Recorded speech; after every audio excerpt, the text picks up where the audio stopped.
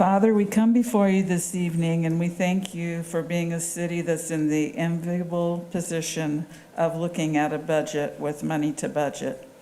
We thank you for each of our department heads and the work that they do to keep our city running fiscally efficiently and cooperating with one another to save the taxpayers' money. We ask as we come tonight and look at the things before us that we also are good stewards of the money that people have entrusted to us, and that we can continue to operate our city in such a way that people want to live, work, and play here. In the name of Jesus, amen. I pledge allegiance to the flag of the United States of America and to the republic for which it stands, one nation, under God, indivisible, with liberty and justice for all.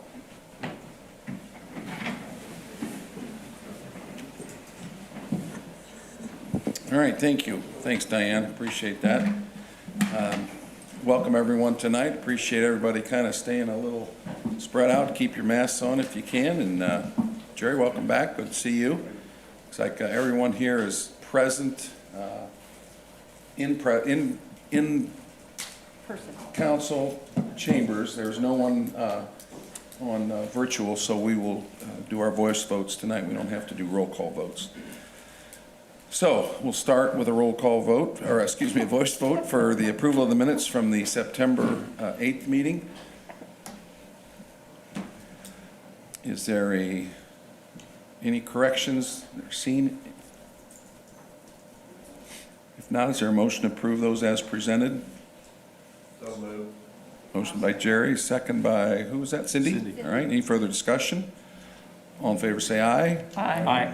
Before you go away from that, just as our first item of business will be ordinance 2020-0902, which will be a public hearing. Just note at the bottom of the last meeting that, just to keep this clear, resolution 2020-0904 was the establishment of the revolving fund.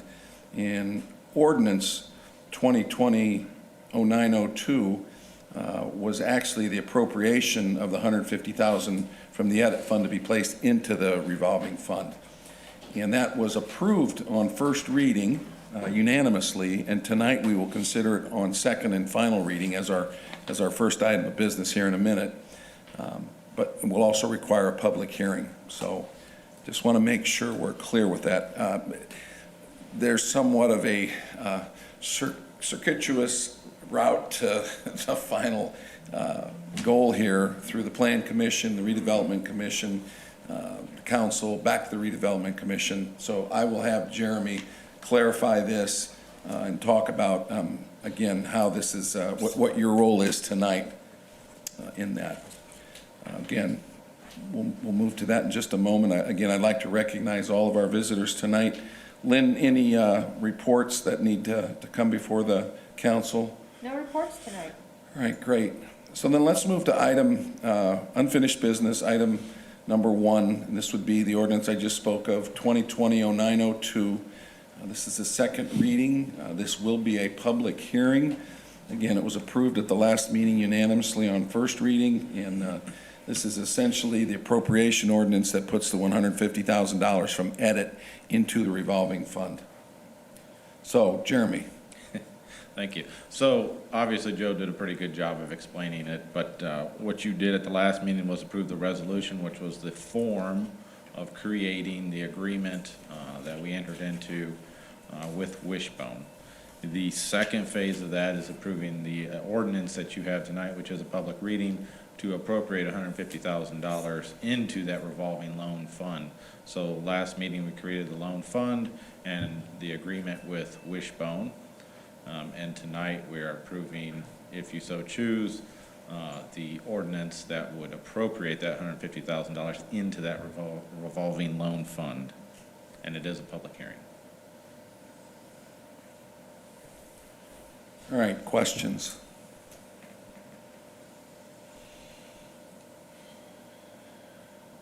Okay, so let's talk a little bit about again, exactly what we did, just to make sure you're aware. By establishing the revolving loan fund, we set so much aside per year for that to be considered by you all in a venue like this, in a meeting like this, in action like this, to determine how these funds can be spent.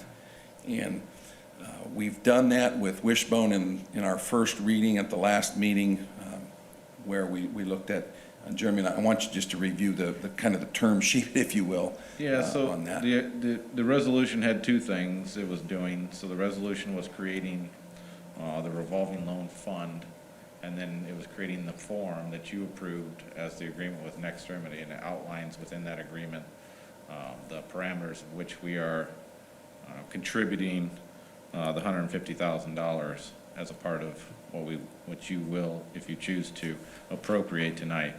That $150,000 within that agreement, I believe, has a 2-year stipulation of payback. If it's not paid back, there's some, I don't want to say penalties, but there's a 12-month payback period with payments that are due, plus prime interest rate, according to the agreement. So all that's laid out in the agreement, which you've already approved. And I know this was asked a few times by some other people, so the resolution did two things. It approved that Wishbone agreement, but the main thing it did was establish that revolving loan fund, and it established the agreement form. So coming to you in the future, if anybody was making a request, that same kind of agreement form would be what you would typically see. And because of the way we've set it up, every agreement form would come before the council for your approval. So anybody requesting any future loans as a part of the revolving loan fund would have to come before the council for their approval. And it does not stipulate any kind of dollar amount. The idea would be that as we budget for those revolving loan funds, to a certain extent, it would be kind of a first come, first serve. And I know that some have asked me about establishing guidelines for the revolving loan fund, which I think would be a good idea, and something we can work on. So we'll keep them guidelines because you don't want to be restricted by an ordinance that says you have to do X, Y, and Z. It'd be better to give you guidelines that you could be flexible, because every company is going to be a little bit different in the things that they need, and they may be a little different in what they're bringing to the table. So establishing some future guidelines, I think, would be a good idea, and I will work on doing that and giving you a handout so in the future, when we're reviewing applicants for the revolving loan fund, you'll kind of have a basis for how we're doing it. The revolving loan fund is being set up, and the money is coming out of EDIT, which is an economic development income tax. So those guidelines will probably be set based on that EDIT tax and the way we receive those taxes. For example, every time someone hires someone, they pay employee taxes, and we get a portion of that money back. So those guidelines will probably be set up on those parameters of what each company is contributing to the community in terms of employees. But at the same time, there'll be other investments that they may be making, like personal improvements or real estate improvements that could go into that consideration, and we can factor those into that guideline in the future. So I think at the last meeting, I know I talked to Jeremy, I was a little confused why the Wishbone request was a part of the establishment of the revolving fund. It was all in one resolution. And in talking to Randy, that's the way they put it all together in one. That's just legally the way it's done. He could have done it both ways, but then there would have been two resolutions. Initially, if you remember correctly, I think back in March, you approved an MOU with Nextremity to do the same thing. So he had the form already pretty much done, and it would have been Nextremity had they came first. In this case, Wishbone came to the table. But it would have been the same process. You're going to create that revolving loan fund, and then you're going to initiate whatever agreement. We could have established the revolving loan fund first, obviously, but usually you're going to have somebody requesting something, which is what triggered the establishment of the revolving loan fund. We had talked about it for a number of years, probably for the last 2 years. We talked about how we could do it. We talked about different options, and all of this kind of transformed into what you're seeing today when we initially had the Nextremity request.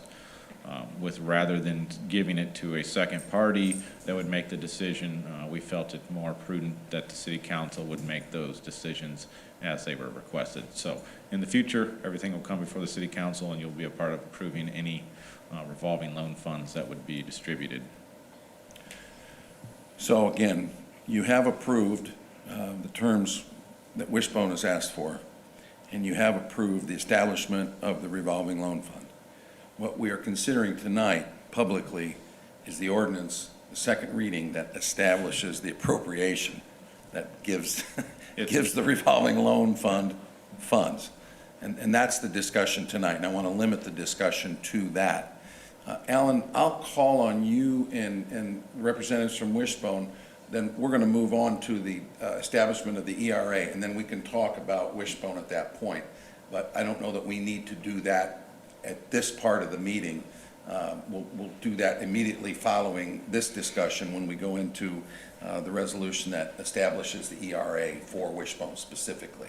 Yeah, this being a public hearing, obviously your pros and cons, they can come up and speak in favor of it, which is probably a good idea for them. So before I open it up for public comment, do you all have any questions on this process? I know you've all been very patient. I think Jeremy and our bond attorney has done a fabulous job. I know Alan has helped us along the way to try and give us a good type of economic development tool. And I think I'm really happy that we're at this point. But I want to make sure you're all understanding where we're at now before we consider the appropriation side of this. So any questions of Jeremy before we get started? Okay. So I will open the public hearing portion of the meeting. This will be for ordinance 2020-0902, which is an appropriation of $150,000 to the recently established revolving loan fund. Is there anyone wishing to speak on behalf of the petition? Anyone wishing to speak on behalf of, in support of, the appropriation for the revolving loan fund?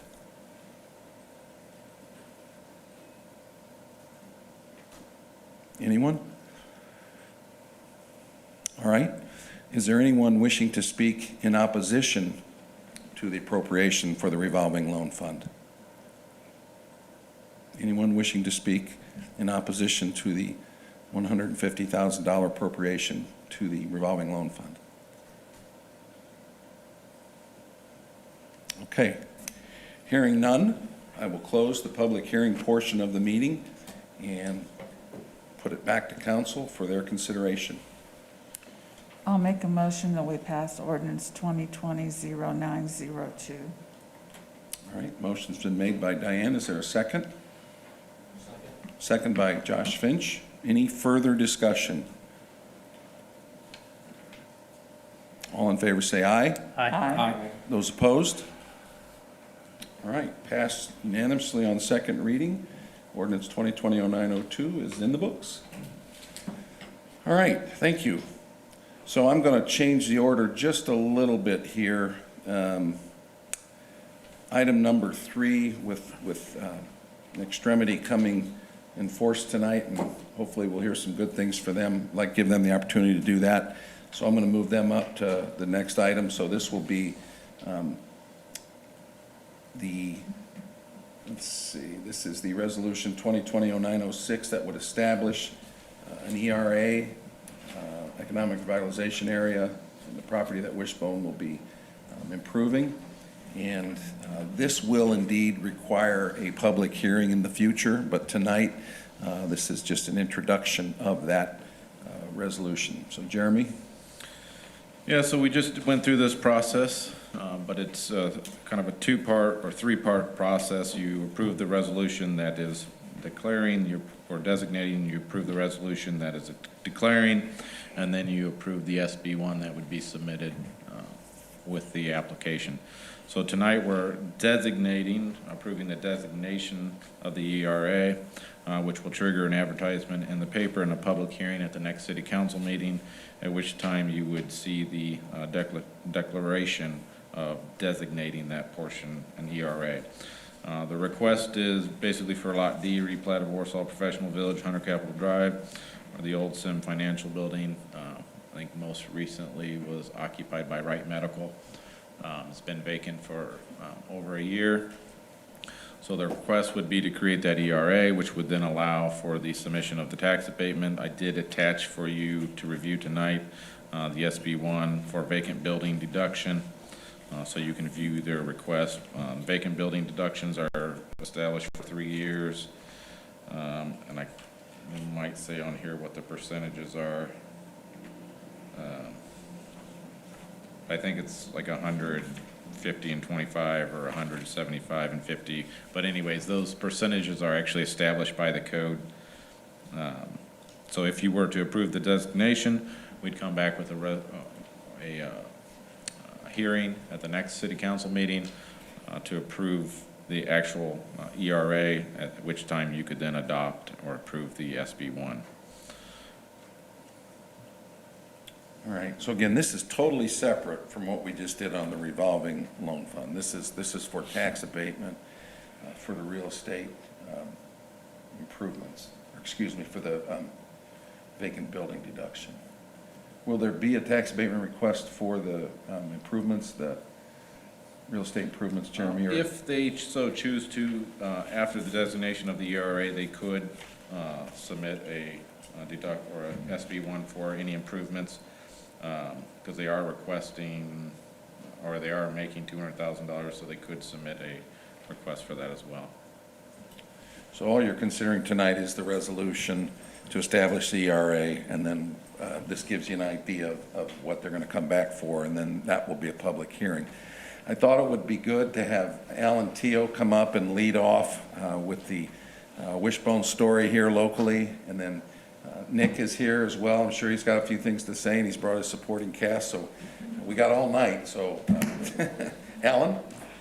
All right, Mayor, good evening. Appreciate the chance to be here with everyone today. I will try to remember the 3 Bs. Be real, be brief, be brilliant, be seated.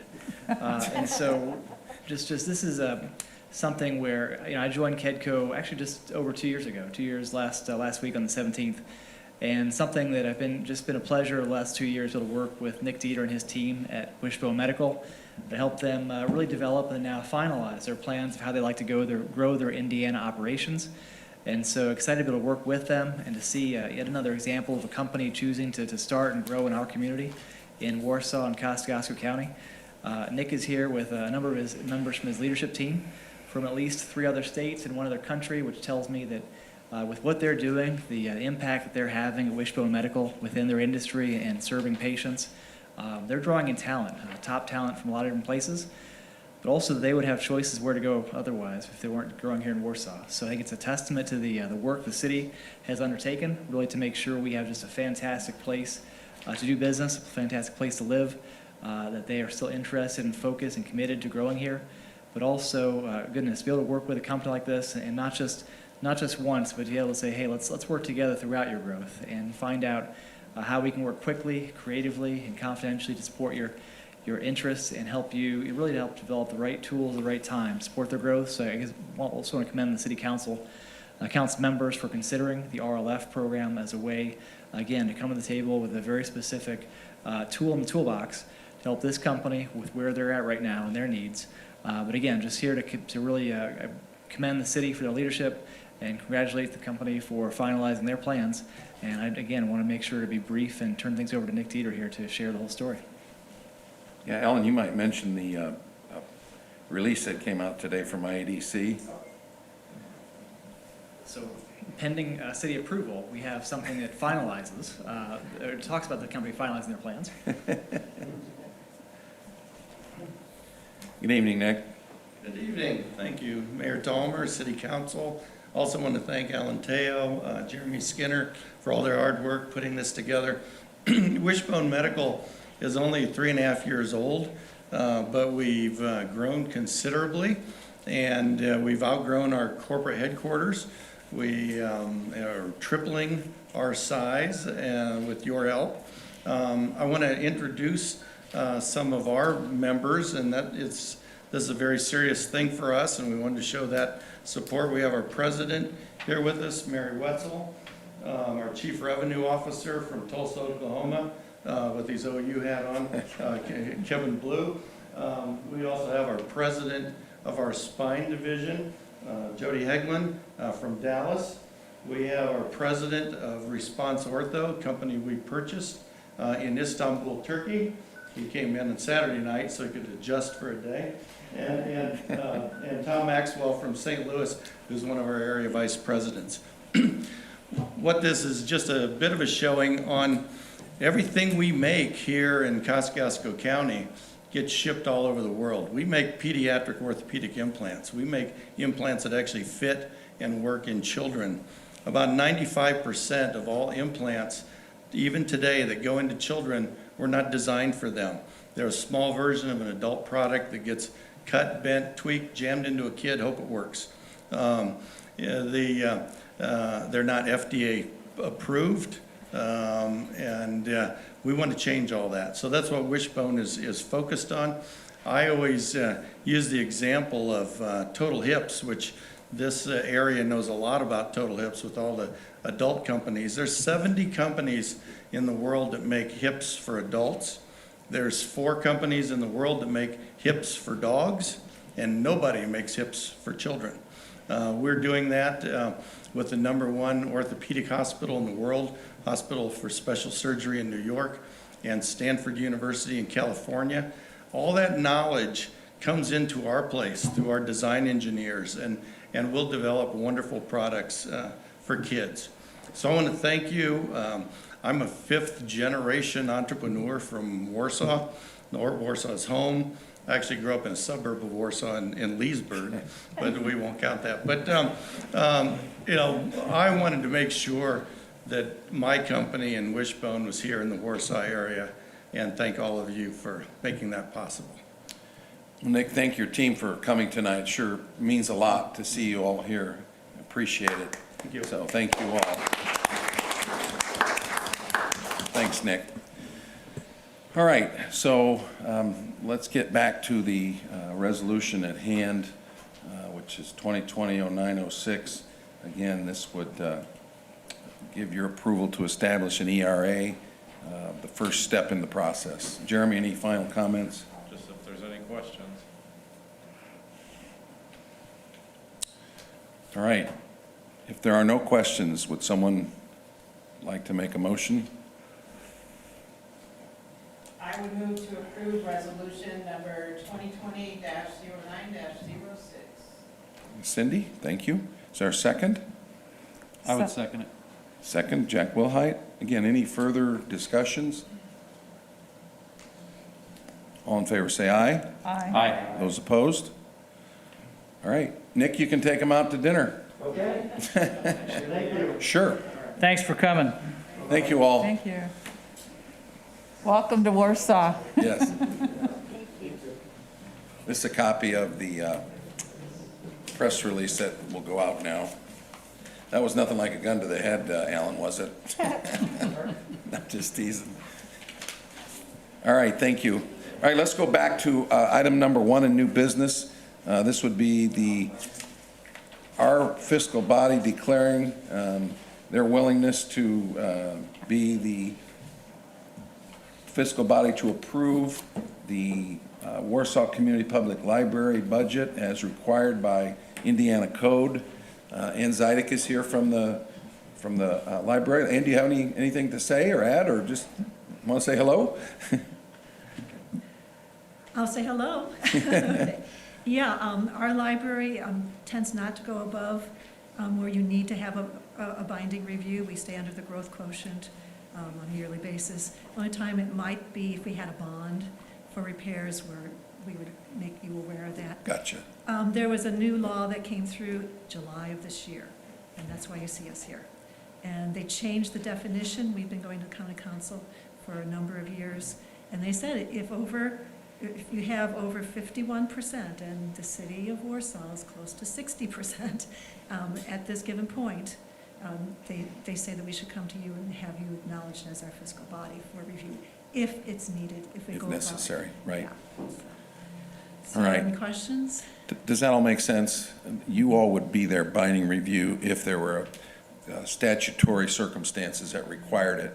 But as Ann mentioned, staying underneath your levy and growth quotient, they're not required to do that under normal circumstances. But this now acknowledges, you all acknowledge that you will do that if that becomes necessary. Oh, I see. So there's nothing for us to No. review now? No. Okay, because I thought, well, I haven't seen anything, so, No, okay. this is, So this is a new function for us. this is statutorily required now because of the, I assume the percentage of users of the library are greater than 51%. It's you're looking at the tax dollars that are coming in. Okay. Property taxes, the parcels and all that. And the city of Warsaw, as you've been expanding, you're now about 62%. So it was a change in the statutory Right. requirement as to who, and as Ann mentioned, the county council had originally done it, and now it is our responsibility if it becomes necessary. But tonight basically acknowledges that in front of the whole world, including I you see. all. But that's all. So now what, you say if it becomes necessary, what, It's a non-binding review, meaning that the library board would submit their budget for your review. And it's non-binding, you could approve it or reject it, it would not impact them, it's just oversight by another local unit of government within the county that makes their budget a little bit more public. Check and Do balance. we still have a county? We used to have to send our stuff to the county for a non-binding review. County used to, that's right, and I didn't know they don't do it anymore. No, now we just put it on Gateway and they just sort of look at things, I It's guess. visible in Gateway, so you Yeah. can tell where we are. Do you have something to add, Scott, on that? Well, there could be circumstances where it would become a binding review. Right. And that is what I want to just make sure everybody's clear. Typically, our library doesn't have big enough expenditures or borrowing requirements. They're fiscally solid enough that their review is non-binding. As she stated, if they had a big project that may require them to put out a bond or have great expenditures or increase their budget proportionally, it may become a binding review. Correct. And then we would be asked to review it, and our decisions would be binding. Would we hire an accountant or something to do The that? library would give you their budget and explain to you the need for it, and then you would review it and determine whether you thought it was in.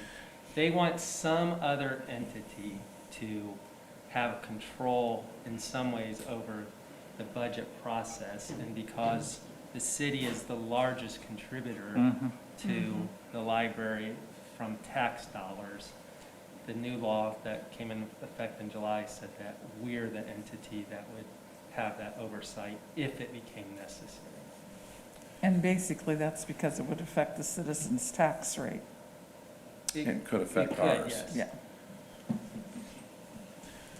I do have a question, Ann. You Yes. said that you don't have to do a non-binding review because you're beneath the growth quotient that the DLGF establishes. Is that correct? We don't have to do a binding review because we are underneath.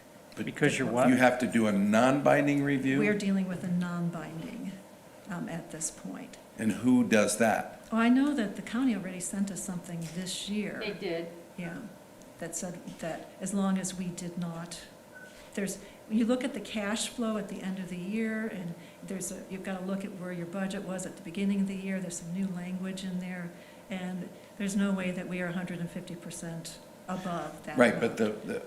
in this declaration it says, whereas library officials typically submit the library's annual budget for non-binding review by a separate fiscal body. Right. So does that remain the county? Or does that now come to this group? It now comes, to my best knowledge, the county's aware of what we have to still feed them all the information. But when the next meeting that we have, the library board has their next meeting, they will approve a budget. And so that's what we're trying to figure out. Okay, how does that now work? How will you find that information out? So I would ask for clarification on that. If we approve this, will this body do a non-binding review of their annual budget? I mean, we all submit our budgets to the The same county, Well- The same way. Right. but The first thing I want to say is, they come and ask us to approve it, we don't really have a choice as to whether we're willing to accept being the fiscal reviewing body, because the statute tells them who it should be. And we're stuck, so to speak, the city of Warsaw, with being their reviewing body because we contribute the most amount of tax dollars to the library's budget. So I kind of want to start with that being the premises.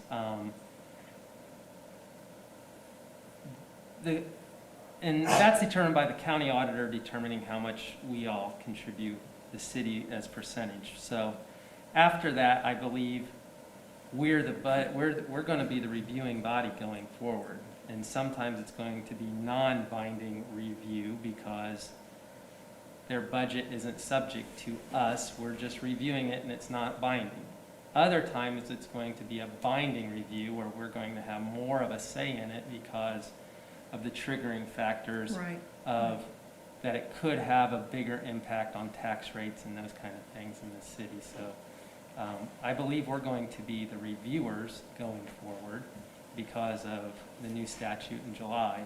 But most often, our review is going to be non-binding on the library because their threshold is going to be below what is determined to be a binding review. And if it should go over the binding review, then you'll have a more important say in reviewing their budget because we would have to approve it from then.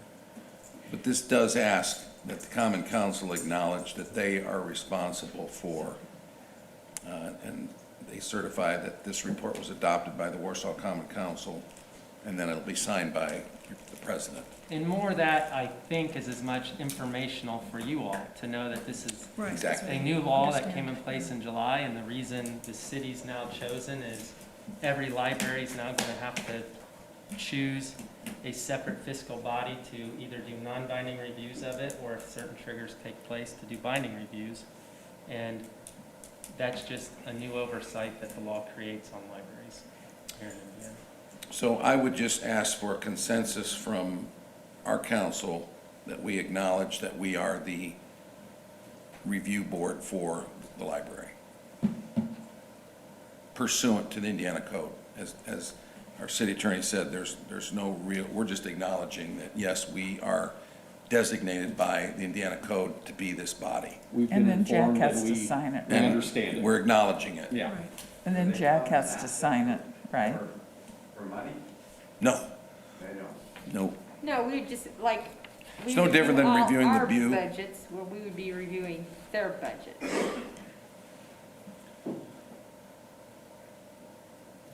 So I'll just ask if there's a consensus to acknowledge that this is what we need, that we are told by the state legislature we have to do. How's that? Maybe I missed something, but there's no motion from this body that we do accept it? I wouldn't, you could make a motion and that's fine. All that is you're making a motion to acknowledge that we are the fiscal body responsible for binding review and approve the library's budget under 16-1.1-17-20.3 and 20.4.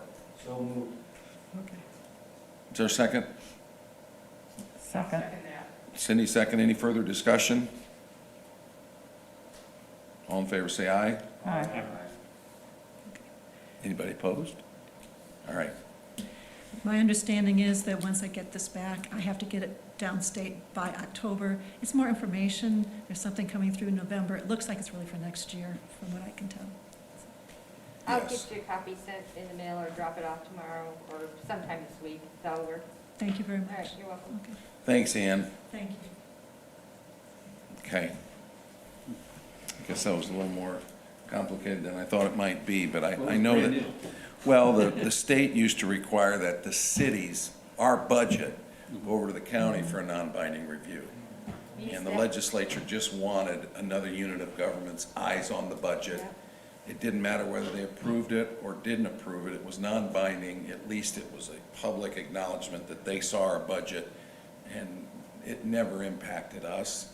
But So a lot of times, non-binding reviews will be much like this meeting in that we don't even really need a motion or anything. It's just that we all acknowledge that we saw it, we reviewed it. right, but there is As But if we go binding, then it's, there is, right, as our attorney pointed out, there is a circumstances as identified in the Indiana Code where our decision would be binding. So that's what this is all And about. if your decision is binding, what does that It mean? means if you reject it, they gotta go back and come up with something else. Okay, Binding means that we have the final say-so. Non-binding means we have no say-so. Yeah, it's, Isn't that right? I thought it was silly when we have to send this stuff to the county. And we always had to have it in by like September 1st, I think, or. so is there any liability attached to a binding? Well, I think the liability, and I don't use the word liability, I think the purpose of us having binding review in certain circumstances, I think most of the triggers for that is when the library's budget is becoming such that additional dollars need to flow than is normal to the library. I guess that's not the right word, normal, but when the levy would increase and they'd be asking for additional dollars, then there's circumstances where we're going to be raising the tax rate on the citizens of the city of Warsaw for the library, that would, some of those triggering mechanisms, you would have a say in that, the library's budget, so it didn't just happen automatically to the citizens of the city of Warsaw. Thank you. Thank you. All right, item 2. Johnny, you've been very patient. You may come forward. Johnny's going to talk about a public education campaign that the Ride Walk Committee and Johnny has championed to just improve the understanding of how a bike lane works with our 2 new bike lanes on Fort Wayne in Maine the last few years. I think it's important to draw attention to that so that motorists and neighbors understand how that's to be used. And Johnny's got a pretty And unique- bikers. unique campaign that he wants to talk about. So, Johnny, welcome. Thank you. That was a pretty good introduction. Thank you, Mayor. Just if these want to turn on. There you go, I heard There's it. the beep. It's in the back at least. All right, so if this one wants to cooperate. Turn around. There it goes, it's on. it's on. Sweet. So, this is, I guess, formally calling it a temporary delineation of bike lanes. Hit that other light. There. I guess we're temporarily calling it a temporary delineation of bike lanes. You might just call it putting barriers in the bike lane to show people where bikes are supposed to be in them and where cars are supposed to be in them while interacting. The goal of this is to educate and to improve safety of bike lanes in our community. The League of American Bicyclists gave us the award of a bicycle-friendly community, and then also gave us sort of a rubric of where we can improve as a community. And one of those ratings was definitely the education. We were at a 2.7 out of 10. So we saw this as an opportunity to educate drivers. You know, as Warsaw is really on the cutting edge in our region of bicycle infrastructure, it's important that motorists who may never have seen this infrastructure understand how it relates to them on the road, and how cyclists understand how it relates to them on the road. The proposal would be to take delineators, which are those sort of chest-high cones you see sometimes used for events around town, such as the First Friday event, and place them in intersections in the buffer of the bike lanes on Fort Wayne and Maine. They would be 20 feet off from each intersection. And then along key intersections, there'd be informative yard signs with additional information. Here's essentially what it would look like. It's a bit small on here, but as you can see, it's a cone here or there, placed 20 feet in past the intersection in the buffer. And then this particular one is the very first start of the lane along Main Street. And here would be one of these informative road signs that informs people that it's a new bike facility, and if they're curious what's going on, why there's a cone in front of their house, they can go check out ridewalk.com, which will prominently display a post explaining the purpose of the educational campaign, as well as give an opportunity for feedback on this particular bike infrastructure project, as well as, you know, what they'd like to see in our community. Here's another example of what it might look like. Very simple, and it just serves to remind motorists that they aren't supposed to be in the buffer or the actual travel lane, and that cyclists are sort of, that's a piece of roadway dedicated to them to allow for safer travel to the elementary school and to downtown. There's quite a few precedents for this. Lots of temporary projects have gone up since really the pandemic started, and just before that they were gaining popularity. Some of them were adding temporary protection to existing lanes, which would be the case here, and some of them would be, you know, showing potential locations for new bike lanes. I have a few people from Ridewalk with me if they want to come up and say anything on it.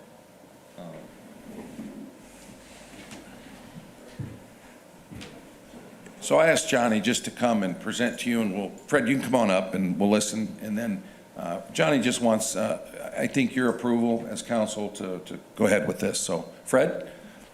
Thanks for the opportunity to come and speak on this.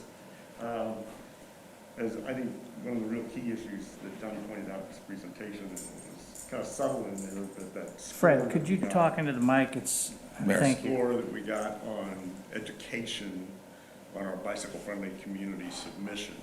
So they score us on several things, and even with good programs that we have that the Bike Club does, the Tracy's Trailer program in the elementary schools, even with all that, we got a big old 2.7 out of 10. So certainly some room for improvement, and I think this would go a long way to that. I feel we're fortunate, live on Main Street. Now we have bike lanes on Main Street, so I'm very excited. But the first thing I noticed in being out walking my dog is people driving in the bike lane. And it's like, okay, we need to step this up a little bit. So I think this is a good step in the right direction. And again, it's temporary, but I think it'll help. So. Thanks, Fred.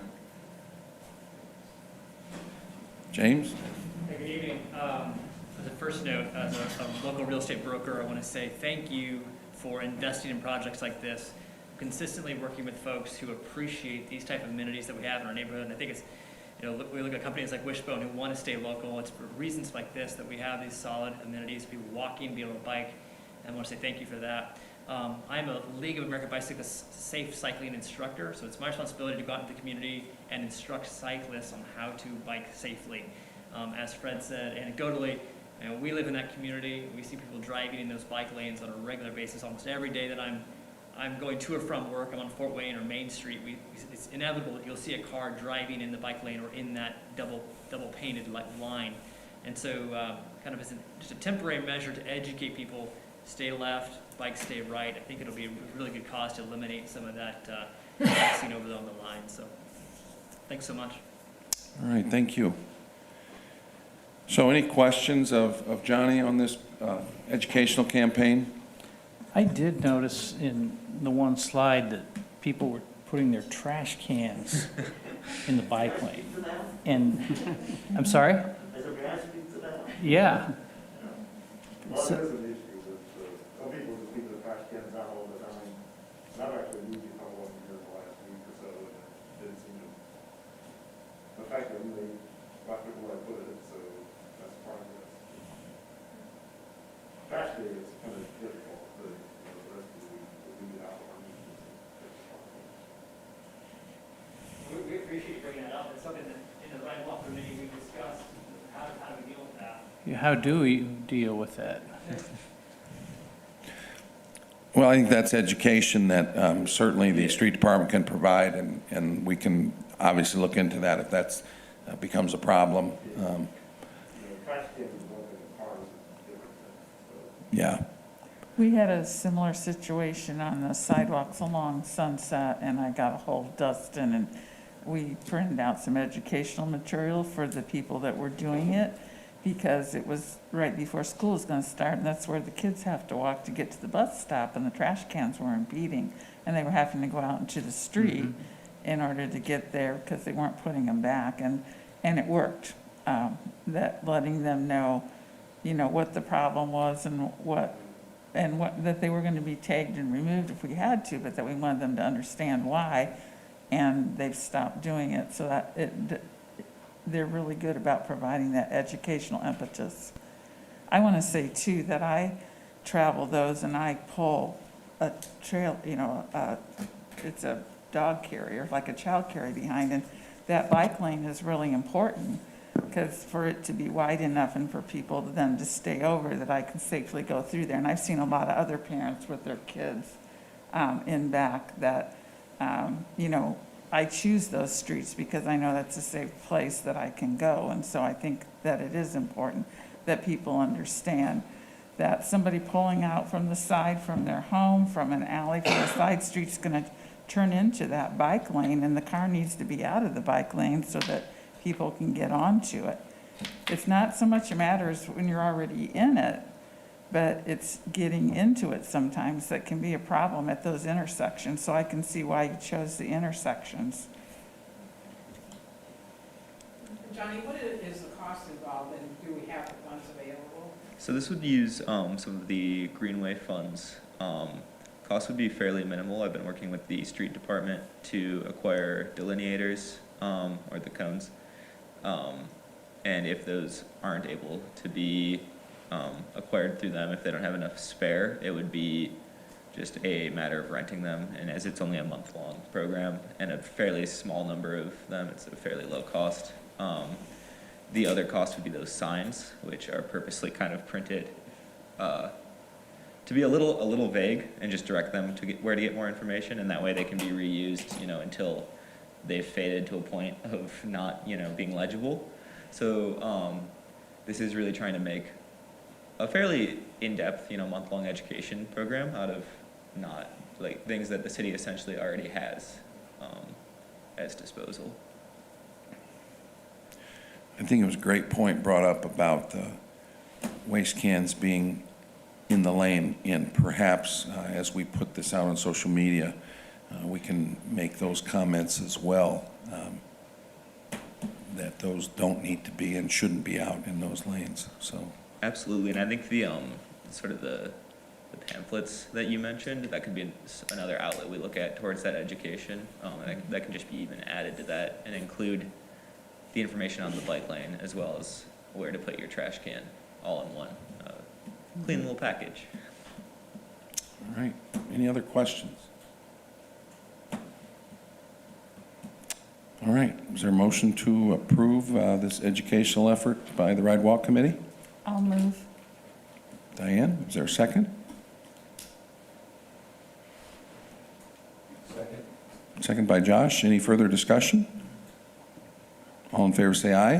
Aye. Those opposed?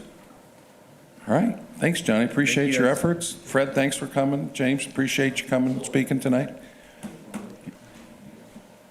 Thank you very much. All right, let's move on to item number 4.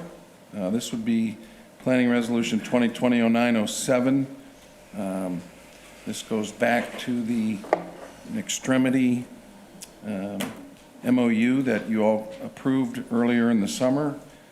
This is the detail, the formalization of that. As I mentioned earlier, this has been to Redevelopment Plan Council. It'll go back to redevelopment, I believe.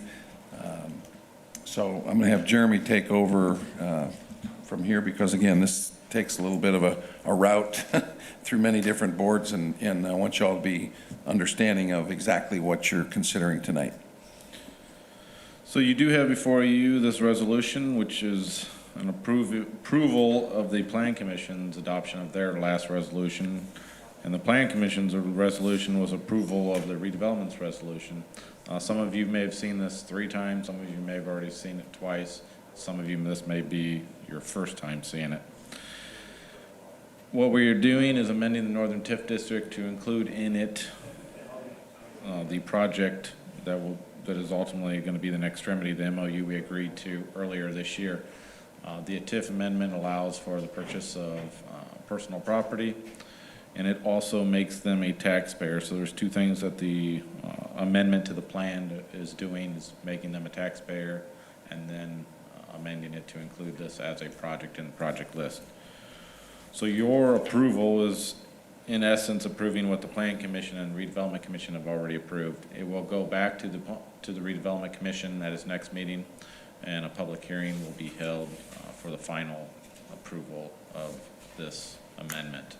As a part of the public hearing, or as part of this process, there will also be an approval of a purchase and disposition of that piece of property that was selected by Nextremity.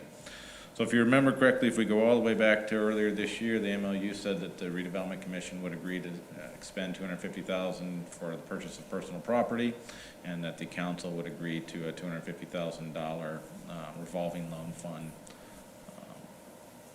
for a total of a $500,000 contribution to Nextremity, who is occupying the second shell building that we've constructed in the technology park. So this is just that first phase. At a later date, the revolving loan fund request will come back to the city council. Right now, they're in process of acquiring this piece of property. They're hoping that the manufacturing portion of Nextremity will be occupying the shell building yet later this year, with the office moving in the spring of 2021. So that's kind of their time frame. So they have requested the purchase of the equipment now, so we're going through that process. At a later date, we'll come back and do the revolving loan fund, probably sometime in 2021. Jeremy, so you will be back, will you be back to the council to discuss the specific piece of equipment? Or does that goes through the redevelopment Everything goes commission? to the redevelopment commission. Right, So just the to only make sure you thing understand that the council is doing is approving the amendment to the plan. The disposition and acquisition is all done through the redevelopment commission. And the funds will come from the funds will TIF? come from the Northern TIF district, yes. So again, this was the two-step incentive that we talked about earlier in the year. This was the redevelopment side, the $250,000 for the piece of equipment. And if you remember right, this was to help offset some of the commitment we had made with our developer to help them with their carrying costs as that building was empty. So that's the redevelopment side of it. Then the revolving loan fund, if you remember correctly, was X amount per year. I believe it was $50,000 a year, based on incentives if they met certain metrics. So that will be the revolving loan fund. And again, we'll just discuss that next year, but just to remind you, that was another $250,000, but it was done $50,000 per year for the next 5 years, and forgivable, providing the job numbers are met.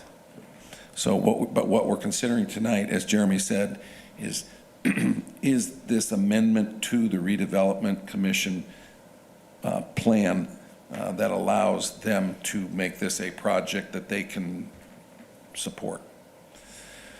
And it also designates them a taxpayer. Designates Nextremity as a taxpayer? Yes. Okay. All right, questions? I know Mike and Jeff, you're both on the redevelopment commission. You've had a chance to see this. Diane, I think you've seen it on plan. Any comments? Plan asked a lot of questions and approved it unanimously then. As did redevelopment. We had quite a lengthy discussion, as I recall. We see it as a good step forward.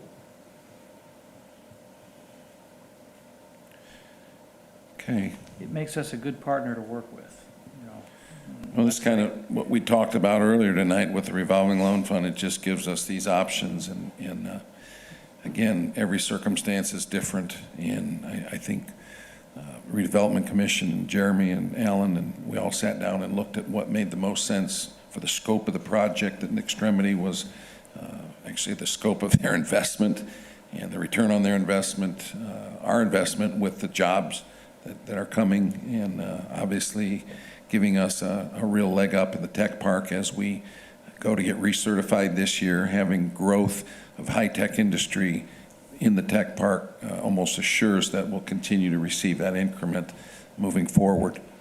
Yeah, and I'm almost done with the actual submission to the state, so you will get a copy of it It is important to note that it is not for public release, because that's all part of the tech statute under the state. There's a top in there that basically says not for public. So it's all protected under the statute, but you will get a copy of it once the report is done. Probably in the next week. You know, the other thing I would say, and I say it at every meeting, but I think it's important people understand, because TIF is a hard concept to grasp. Yeah. Until you get it, and then it's simple. But until that light switch goes on in your head, it's a very nebulous thing. It's hard to.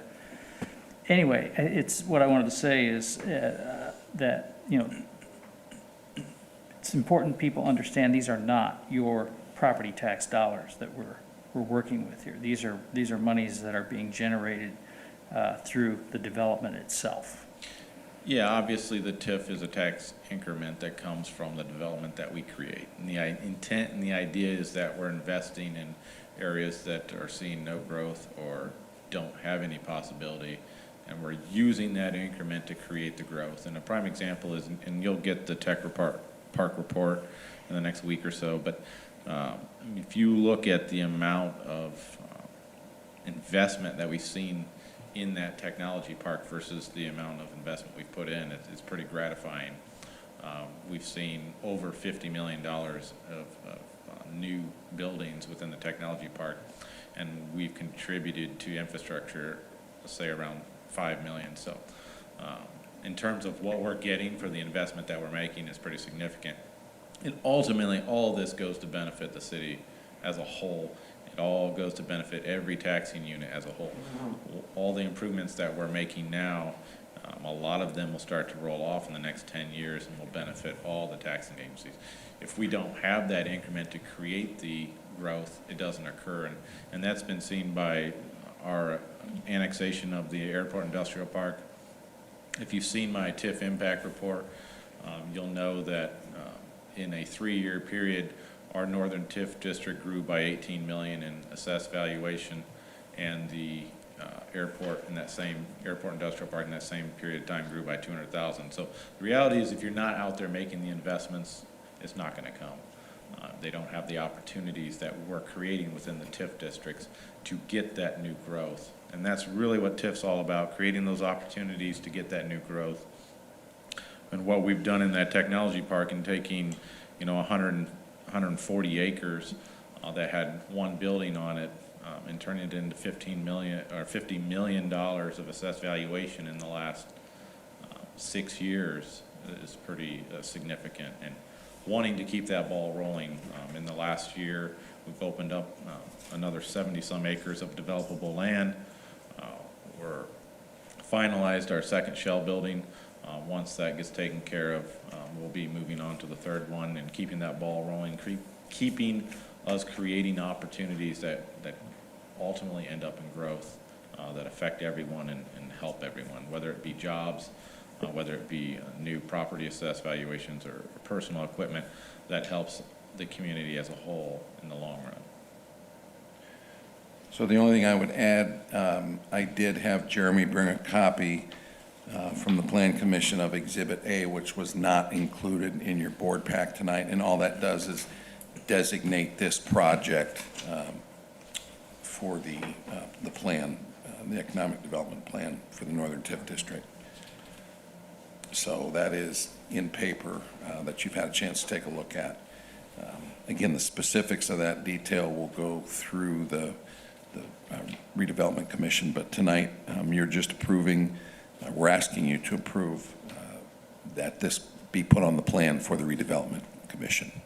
Yeah, is there any questions with the plan itself and what you're approving in essence?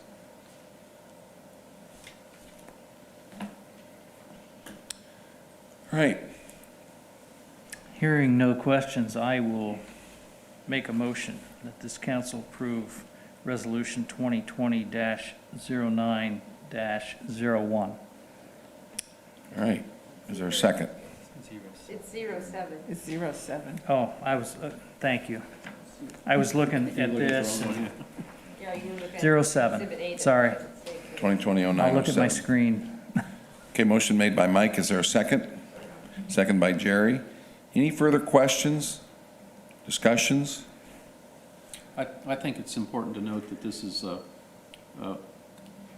very important tool in our toolbox as a city. A lot of people don't realize it, I don't think, but we're basically competing with other communities. And this is one way that we can compete and pull in more benefits for our citizens. It was interesting how, Jeremy, you said it's something that the city benefits from, and that's true. But put another way, the city is the community. The city is the people of Warsaw. So this benefits everybody within the boundaries, from my point of view. All right. Further discussion? All in favor say aye. Aye. Those opposed? All right, passes unanimously. I would just add, I very much appreciate your consideration tonight. I know we all had a very good feeling after the group from Extremity came in and talked to us about their commitment to the community. I know this will kind of drag on for a while, as the project is going to take a little while to get rolling, but I remember that evening that Rod came in and gave that fabulous talk about their commitment to this community, and I feel very strong that we're doing the right thing, and we're doing great things out in that park. And we're really happy to have an Extremity as a right at the pole position there at the corner of Polk and Sylvius. So. Yeah, in terms of what it will do, I think Joe hit on it a little bit, I didn't go into depth, but having them in our technology park is pretty extraordinary, because that's why we created the technology park. Specifically companies like Extremity, and especially companies that are in the production and patenting of new products, that, I don't want to say scores us points, but it does help us when we submit our tech park reports to the state, so that we can continue to be designated as a tech park. And Jeremy, thank you for all your hard work, not only on the redevelopment commission, but the tech park side of this. It's been a laborious exercise to maintain our designation, and I know we've done a great job with all the work we've done, and now these next few projects landing in the tech park, I think gives us pretty good outlook that we're going to continue. So thank you very much for your hard work, and please read that report when Jeremy sends it out, and give you an idea where we stand. All right, let's go on to item number 5. This is the public hearing for the adoption of our budget. Lynn and her department have worked hard to create this very simple document that's being presented. There's a lot of numbers in there. These are appropriations that have been presented by our department heads. There are a lot of things that will impact these. The line 2 cuts that we approved last time will impact this. Any line 1 cuts, which we know are coming, will certainly impact this. So there are many things that can happen. And as you all know, we typically pare this thing down as we move through this process. And typically about the time mid to late December, when we're notified by the state of their approval, we still have an opportunity at that point to cut, to try and make sure that our tax rate is where we want it, but more importantly, that we're able to provide the services with the funding that is being appropriated in this budget. So this is just the beginning of a lot of, well, it's the result of a lot of work, but there's a lot of modifications that will occur on this budget. So, Lynn, do you have anything to add? I know you guys have worked hard on this. Nope, it's still a work in progress. Yeah. That's the only thing I can say. You know, our rate this year was $1.17, and this is showing a rate for $1.38, which sounds ridiculous, but it is. It can't be that high. It will be much lower than that. But this is just the advertisement based on the appropriations, based on we're still wrestling with what our revenue is going to be. I know Lynn gets updated about the potential COVID impact for the next couple of years. So again, as she just mentioned, they work hard to make this thing, to get it to the point where it is now. This is what is published, but we got a lot of work to do to get this to where it's going to work for our citizens, taxpayers, and in our community. So basically, this is a not to exceed amount. Pretty much. Yes, absolutely. They can't exceed that because we. So I would just ask if anybody has any thoughts as far as any specific areas that they would take issue with on this budget.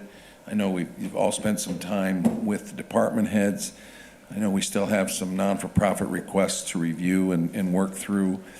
We put and there's just an example, we put the maximum amount in there that you all have allowed for us to consider the cap, knowing that we're not going to hit that, but that's what's advertised, so that, you know, there is that flexibility. So this again is the public hearing, so I will open the floor, start the public hearing at this point, and ask if there's anyone that wishes to speak in favor of or on behalf of the budget petition that's presented tonight.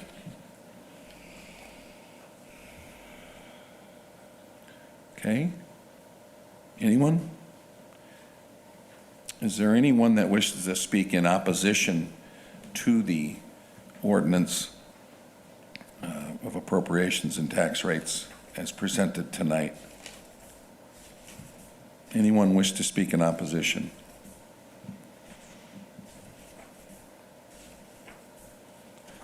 Okay, hearing none, I will close the public portion of the meeting, and I would remind you that we will vote tonight on first reading.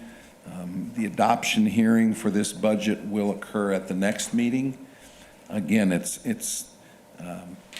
the adoption still gives us the opportunity to make cuts, to solicit line one cuts from our department heads, and make any cuts that you feel necessary, all the way up to the time we have to file or respond to our 1782 notice.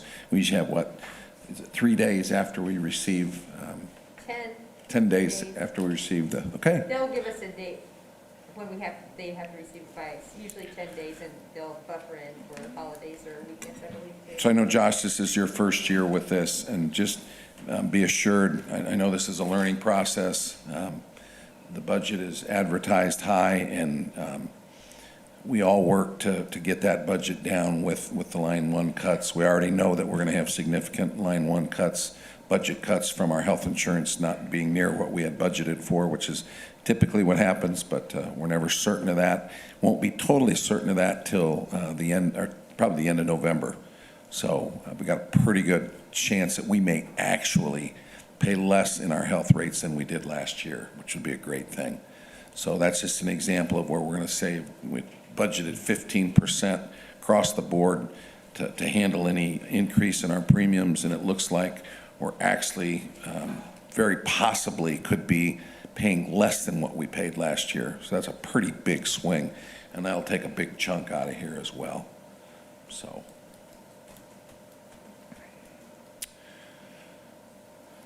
always feel comfortable that you'll be able to make a recommendation if there's something in that budget you don't like, even up to the last minute before we respond to the 1782 notice. And you've still got 3.5 months to do that. So this does not bind anyone to this rate or this budget. It just adopts this as our first shot.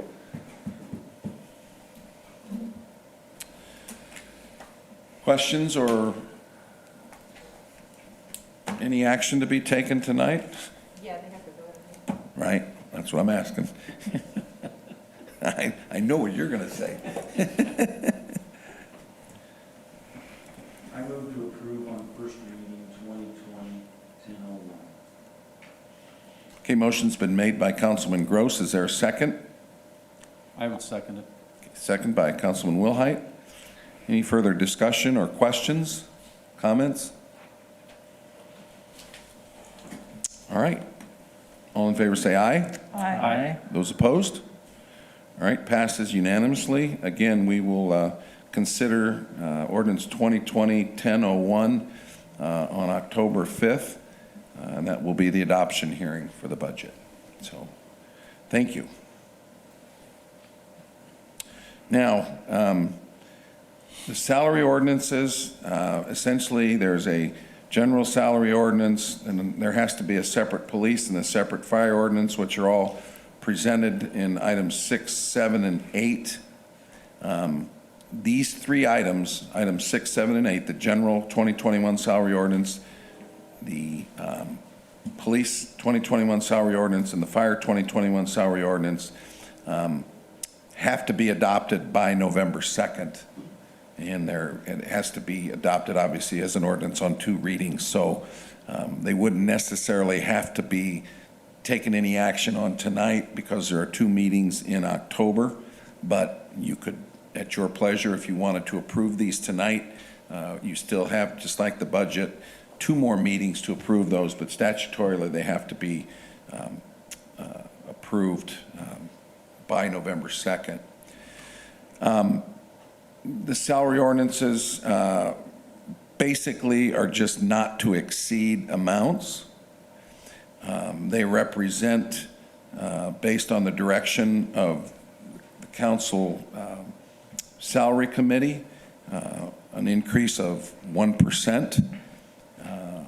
And they also, as you'll see, represent 26 pays this year, next year, excuse me, as opposed to 27 this year. So, Jennifer, you want to start with the general salary ordinance? Yes, so the only change that I made from the drafts that you received several weeks ago would be under the health insurance benefits, and I just added when invoiced monthly contributions.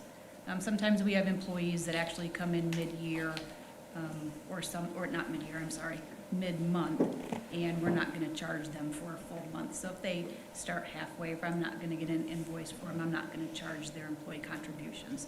So those 2 words, actually, you were going to see was added to the general, the fire, the police, just when invoiced.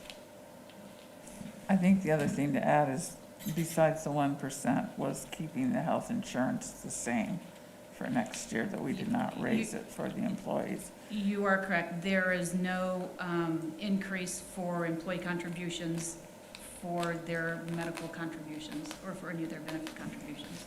Yes, good point. Right. And that is a benefit because we are still continuing to supplement what it costs each employee. So I think that does need to come out, that, you know, one of the things we could have done was made it look like they're getting a bigger raise, but also raise their health insurance, and then what they're bringing home in their pocket was going to be less. And so we chose to do what we did based on that, holding that steady. And we looked at the projected cost of living income, which was actually going to be below 1% for next year, and went with the 1%. You are correct. And as Mayor Tomer was saying, that these are the maximum that somebody would be earning for that position. And doesn't mean that someone's going to be earning that or is earning that, the maximum even this year.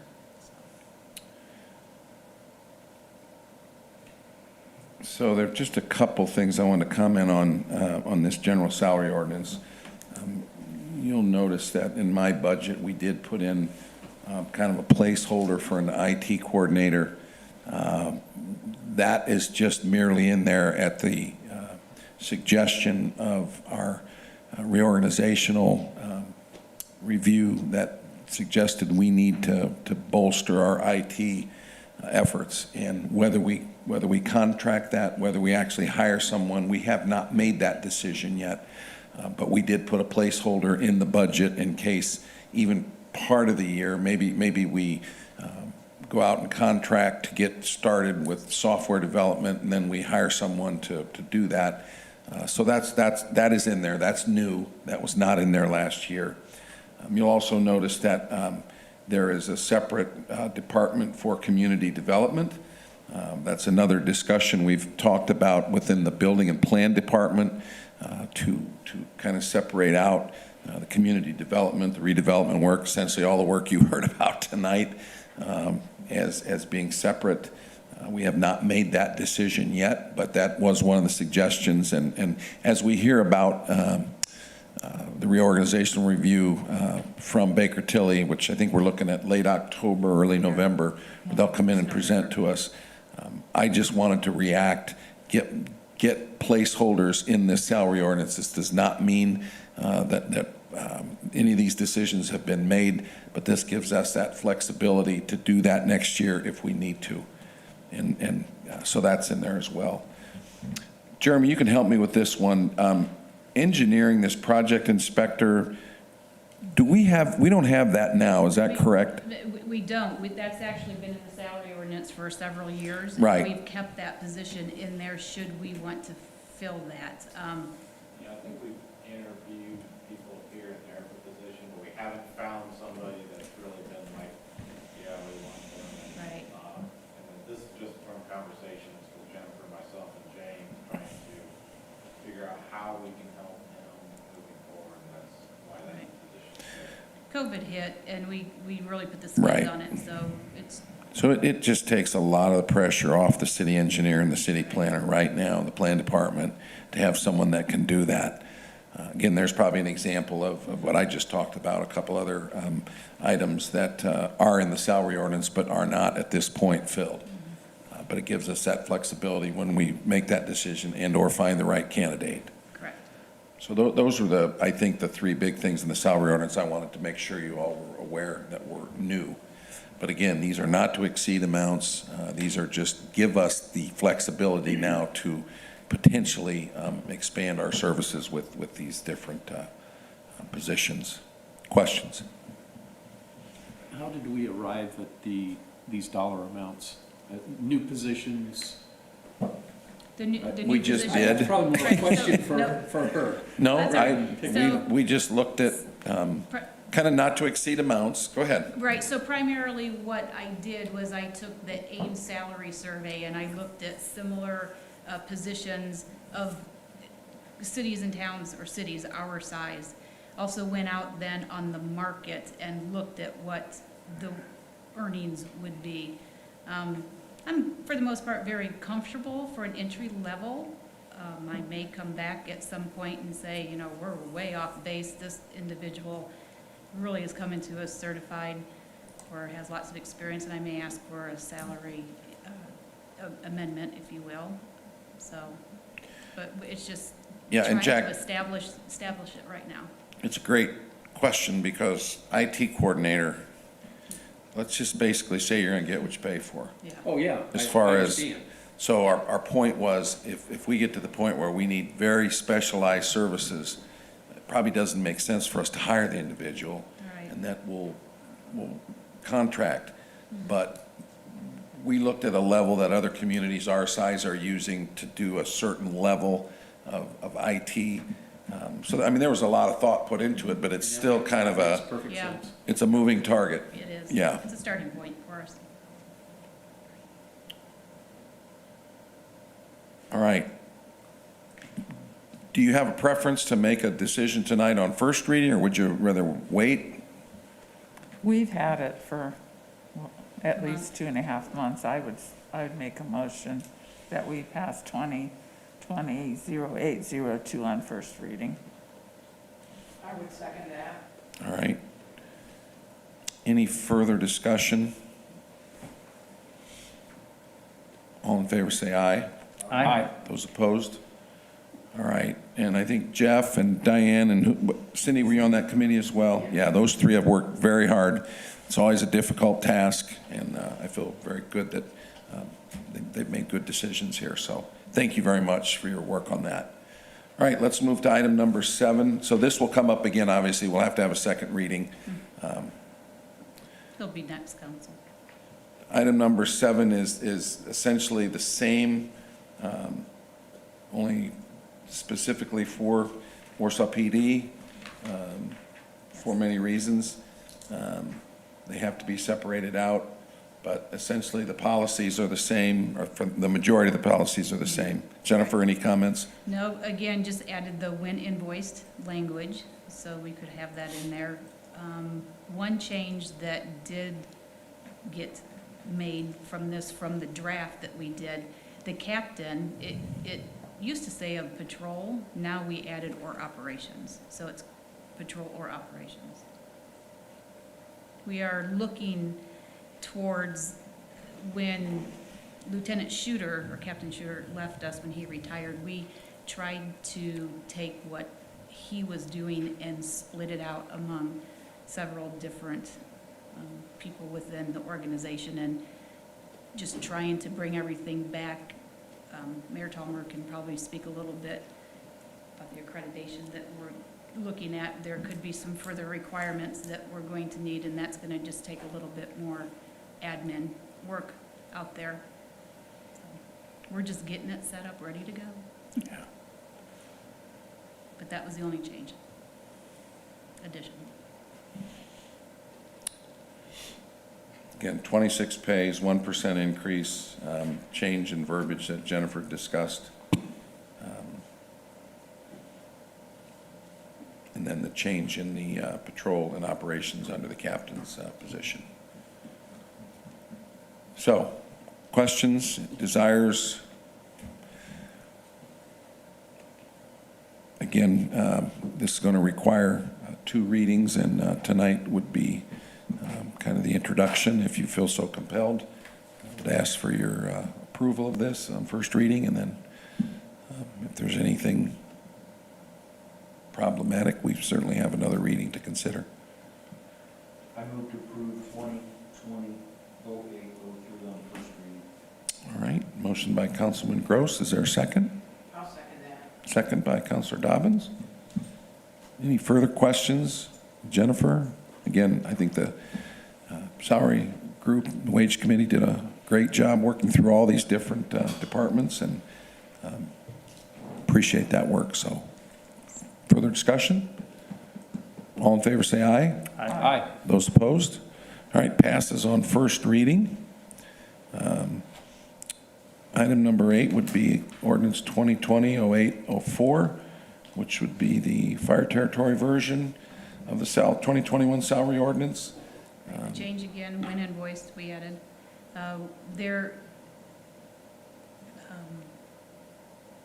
The EMS division chief, I cannot remember if that was added in the drafts or not, but Chief Wilson, Fire Chief Wilson, did make the recommendation that we at least put a position in and begin developing it and working towards that. So right now, it's just a line. There is no job description created. We would not be filling that until everything is in place. Again, 26 pays, 1% increase, no change in the insurance contribution. That addition of that EMS division chief, those are the bulk of the changes in this year's fire territory salary ordinance. Is there a motion to approve on first reading? I would make a motion to approve. Okay, and Mike represents Fire Territory Board, so. Yeah, and I've been meeting with the chief on a fairly regular basis. We talk about everything.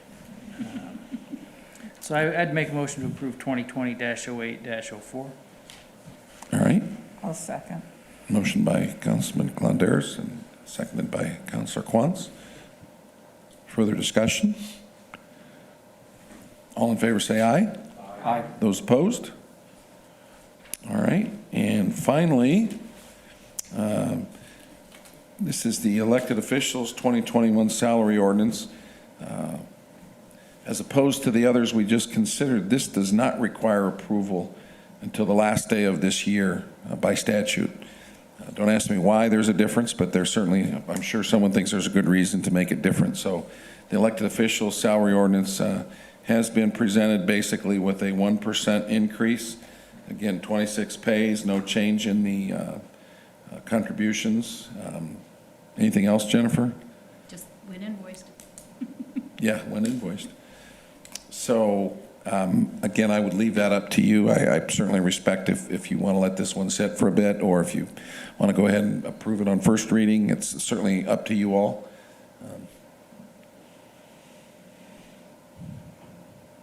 I would move to approve ordinance number 2020-08-05. Great. Is there a second? I'll second. Okay. Motion is made by Counselor Dobbin, seconded by Counselor Quantz. Thank you. Further discussion? All in favor say aye. Aye. Those opposed? All right, passes unanimously on first reading. All right, I think we're getting towards the end here. Were there any other matters that needed to come up before the council tonight? Mayor, deer reduction efforts have begun. Jeff, why don't you come up and speak? Oh, I'm sorry. Yeah, so the community knows what's going on. Deer reduction efforts have started, and I just saw a picture of an archer carrying a hit out just the other day, so that's good.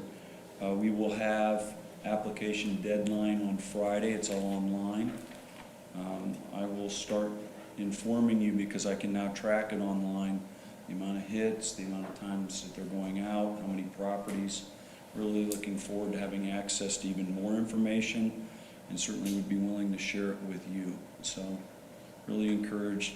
There were a few hiccups. I don't understand it, the technology of it, but our team seems to be working through it. So thanks again for your support. And what was that website, once again, where people can sign up? It's the city website. You go to the police department, and then you'll see a link for the DTF, Deer Task Force, and you would go there to get that information. The online application, you might want to put Friday's the deadline. It's sort of been off and on. I've been emailing these archers in groups. It'd be good to cut that off on Friday. It's on the website to warn people that are interested. And again, this year it's only veterans. No new archers this year, just veterans. Thank you. Thank you. Thanks, Jeff. Appreciate it. Anybody else? Yes, sir. I just wanted to, I've been contacted by the schools. The mayor and Larry Plummer from the Parks Department had helped the schools out by loaning the schools a bunch of picnic tables for use for some outdoor education, so the kids could go outside and be outside more in the late summer and early fall. And a lot of the teachers have contacted me, and they're really appreciative of the city helping out the schools and giving them those tables. And I think the kids have enjoyed being out there, and it's been a pretty good environment so far. I just wanted to pass that along to the council. I know you initiated that request, and I thought that was a great request, and Larry does all the work, so I appreciate him doing that, and hopefully they'll take advantage of it. So visitors' questions and comments. Mr. Spalding, I saw your hand go up. Trivia question. Is this the first time that everyone has been here since the pandemic started? I believe so. Somebody over here? I don't think so. I think we've had at least one other meeting where everybody. I don't remember. Have to go back in the minutes and look. Ben was gone. I've been reluctant to have started. Probably for a long time. Right. Yeah. Okay, just curious.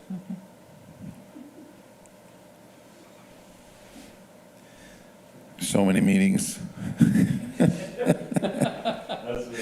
I think it is. I truly do.